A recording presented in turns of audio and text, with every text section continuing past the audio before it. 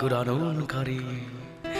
যদি বলো কোরআন তোমার দেশের বাড়ি কই, বলবে সে লাউহিল মাহফুজ ঠিকানাহীন নই। বলো দুনিয়ায় আছে কটা বই, এমন মধুমন্ত কোরআন হলো এই দুনিয়ার জীবন্ত গ্রন্থ। পবিত্র কোরআন শরীফকে যদি প্রশ্ন করা হয় তোমাকে দুনিয়া থেকে পাঠিয়েছে, কোরআন উত্তর দেয় তানজিলুম মির রাব্বিল আলামিন। যদি প্রশ্ন করা হয় তুমি কেন এসেছো পৃথিবীতে, পবিত্র কোরআন শরীফ উত্তর দেয় হুদাল লিন্নাস, আমি হেদায়েত করতে এসেছি। যদি বলে হে কোরআন তুমি দিনে এসছো না রাতে এসছো, কোরআন বলবে ফি লাইলাতুল কদর, আমি কদরের রাতে এসেছি। যদি বলো কোরআন তুমি কোন মাসে আসিলা, বলবে শাহরু রমাদান আল্লাযী উনজিলা, পাবে এমন হাজারো উত্তর রঙিলা। বিস্ময়ের নাই অন্ত,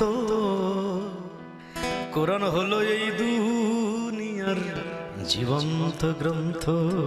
আরো বড় গান গাইছি না, ওনাকে বলেছি যে উনি লজিক চাইবে, আমি লজিক দিচ্ছি। কেন আমি বলেছি পবিত্র কোরআন শরীফ জীবন্ত গ্রন্থ, কি করে আপনি ধ্বংস করবেন? আমি বলেছি আপনি কোরআন শরীফ পড়বেন, আপনি দেখবেন। আমি কোরআন শরীফকে বলেছি আসমানি কাব্য। উনি বলবেন কেন কোরআন শরীফ কেন কাব্য? আমি বলেছি পবিত্র কোরআন শরীফের অধিকাংশ সূরার মধ্যে রয়েছে কি অপূর্ব ছন্দ।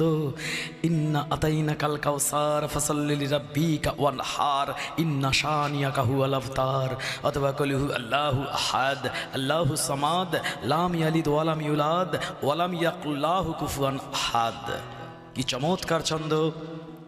আর রহমান আল্লামাল কোরআন খলাকল ইনসান আল্লামাহুল বায়ান, কি চমৎকার ছন্দ। আর সেই জন্য আমি পাস্টর টেরিজন্সকে বলেছি কোরআন আমার আসমানি কাব্য, কোরআনের প্রতিটি পাতা কি চমৎকার ছন্দে গাথা, কোরআনের প্রতিটি পাতা কি চমৎকার ছন্দে গাথা। এমন ছন্দ বড়ই অভাব্য, ও কোরআন আমার আসমানি কাব্য। আমি বলেছি দুনিয়ার কাব্য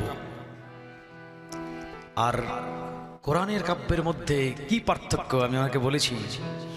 দুনিয়ার কবিতা পড়ে মনুষ্য জনে, দুনিয়ার কবিতা পড়ে মনুষ্য জনে,